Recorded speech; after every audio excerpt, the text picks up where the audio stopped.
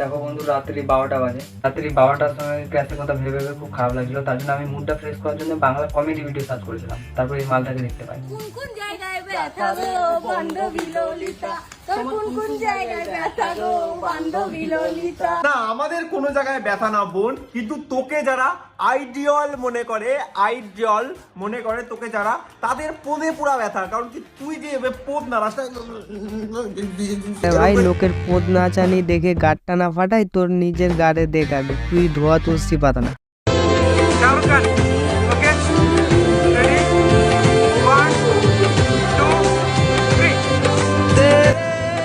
পশ্চিম বাংলা শাহরুখ খান, কি গার ফাটা পোস্ট মাইরি।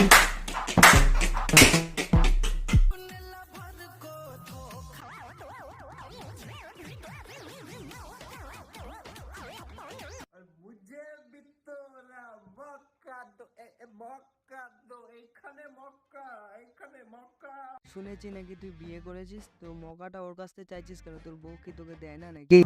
কত লোক স্প্রে মারবো, দেখবি তো লোম তুলে দেবো। কি বাল ছাল বকে দিয়ে একটা ভালো মিমস হা হা করে লাগাই দিল, হ্যাঁ বাস কমেডি হয়ে গেল এটা ভিডিও। বুড়বা। সরস্বতী পুজোটা এখন আর বিদ্যার আরাধনার জন্য নয়, কারোর কুচি ধরার জন্য, কারোর উড়ন্ত বাইকে ফুরন্ত মামনি নিয়ে ঘুরে বেড়ানোর জন্য। মানুষ সাধারণত মাধ্যমিকের পরে কি নেয়? আর্টস, কমার্স কিংবা সায়েন্স, কিন্তু এই বোন নিয়েছিল এইটা।